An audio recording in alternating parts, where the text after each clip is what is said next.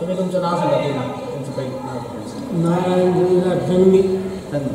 तुम्ही देवीदासराव पैलवानांचे चिरंजीव. देवीदासराव भोजाजी जंगम.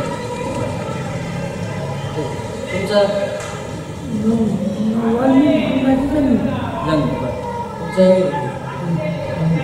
निवृत्ती मोतीराम गुंडे.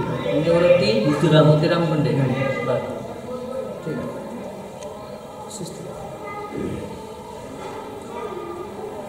तुमचं कदम सैराजी बालाजी. शंकर रेशमाजी महाराज जंगमे. तुमचं गंगाराम सतवा पैसे. सांगा आता तुम्ही. माझे वडील बाबा आज गुंडेवाडी मुक्कामी हरिभक्तपरायण बालाजी कदम सर आलेले आहेत आणि त्यांनी वैकुंठवासी हरिभक्तपरायण रेशमाजी महाराज गुंडेवाडीकर यांच्या चरित्र निमित्त त्या ठिकाणी माहिती आमच्या मागवली. त्यांच्या बाबाची माहिती त्या ठिकाणी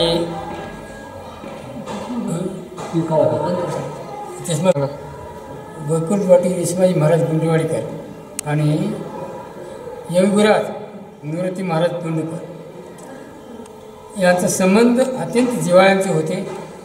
आणि ते गुंडेवाडी मुक्कामाला ज्यावेळेस योगीराज महाराज यायचे त्यावेळेस आमचे बाबा म्हणजे रेशमाजी महाराज सोबत राहायचे.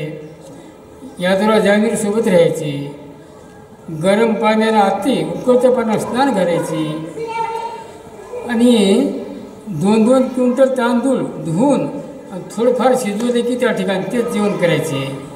अशी त्यांची जीवनचरित्र या ठिकाणी आम्ही ऐकलो. प्रत्यक्ष ते योगीराज निवृत्ती महाराजांनी पाहिलं नाही पण त्याचं चरित्र असं ऐकलं. आमच्या बाबाच्या तोंडून ऐकलो आम्ही असं.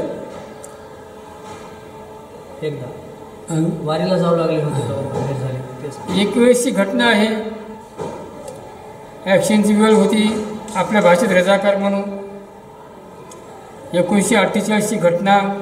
आषाढी वारी आलेली होती आणि आमचे बाबा कीर्तनकार प्रवचनकार भजनी होते आणि आषाढी कार्तिकी वारी न चुकता करायचे आणि आळंदीची पायवारीसुद्धा करायची. मग आषाढी वारी जायचं. आता आज रजाकाची वेळ काय करावं. मग योगीराज निवृत्ती महाराजांनी त्यांची आठवण झाली आणि योगीराज निवृत्ती महाराजांना भेटण्यासाठी ते पेंडू मुक्कामी गेले.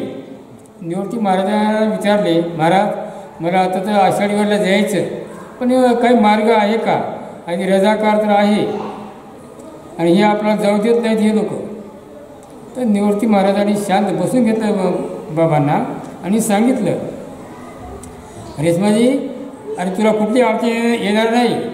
फक्त भगवंताचं नाम कीर्तन करत राहा आणि मग पिंपळगाला काय अडचण येईल, पाणी पडेल, पुढे मग तुला चाटूरला रुपाची सोबत मिळेल, हे सगळं सविस्तर त्या ठिकाणी योगीराज निवृत्ती महाराज त्यांना सांगितलं. त्याप्रमाणे त्या ठिकाणी रुपाजी काका त्यांना भेटले चाटुरीला. त्यांच्यासोबत आमचे चुलते देवदास जंगमे हे सुद्धा त्या ठिकाणी ग्रंथवाचक होते, ते सुद्धा होते. आणि नंतर मग पिंपळगावच्या पुढे पाणी आलं. पाण्याच्या पुढे गेल्यानंतर मग परळला गेले. परळला त्या ठिकाणी वैजनाचं दर्शन घेतलं आणि असं ते निवृत्ती महाराजांची घटना घडली म्हणजे सांगितलं. त्या पद्धतीनंच त्या ठिकाणी परळून मग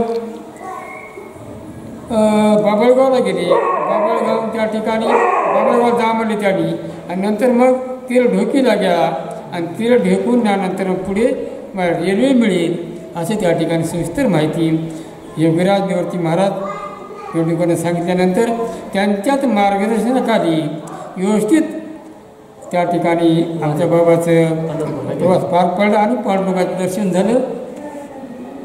जसं की सांगायचं